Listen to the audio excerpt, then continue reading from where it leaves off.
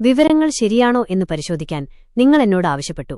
എന്റെ അന്വേഷണത്തിൽ ഫിഫ ലോകകപ്പ് ചരിത്രത്തിൽ പെനാൽറ്റിയിൽ നിന്ന് ഏറ്റവും കൂടുതൽ ഗോളുകൾ നേടിയ കളിക്കാരുടെ പട്ടിക നിങ്ങൾ നൽകിയത് ശരിയാണെന്ന് കണ്ടെത്തി. എന്നിരുന്നാലും ഹാരി കെയ്ന്റെയും ലയണൽ മെസ്സിയുടെയും പെനാൽറ്റി ശ്രമങ്ങളെയും ഗോളുകളെയും കുറിച്ചുള്ള ചില വിവരങ്ങൾ അപ്ഡേറ്റ് ചെയ്യേണ്ടതുണ്ട്. ഇതാ ശരിയായ വിവരങ്ങൾ. ഗബ്രിയേൽ ബാറ്റിസ്റ്റൂട്ട, അർജന്റീന, 4 ശ്രമങ്ങളിൽ 4 ഗോളുകൾ. യൂസേബിയോ, പോർച്ചുഗൽ, 4 ശ്രമങ്ങളിൽ 4 ഗോളുകൾ. റോബ് റെൻസൻബ്രിങ്ക്, നെതർലാൻഡ്സ്, 4 ശ്രമങ്ങളിൽ 4 ഗോളുകൾ. ഹാരി കെയ്ൻ, ഇംഗ്ലണ്ട്, 4 ശ്രമങ്ങളിൽ നിന്ന് 4 ഗോളുകൾ. നിങ്ങൾ നൽകിയ കണക്കിൽ 5 ശ്രമങ്ങൾ എന്ന് കാണുന്നു. എന്നാൽ ഹാരി കെയ്ൻ 4 പെനാൽറ്റി ശ്രമങ്ങളിൽ നിന്ന് 4 ഗോളുകളാണ് നേടിയിട്ടുള്ളത്. 2022 ലോകകപ്പിൽ ഫ്രാൻസിനെതിരെ ഒരു പെനാൽറ്റി കെയ്ൻ നഷ്ടപ്പെടുത്തിയിരുന്നു. പക്ഷേ ആ കണക്ക് ഷൂട്ടൌട്ടിനു പുറത്തുള്ള പെനാൽറ്റിയിലേക്ക് ഉൾപ്പെടുത്തിയിട്ടില്ല.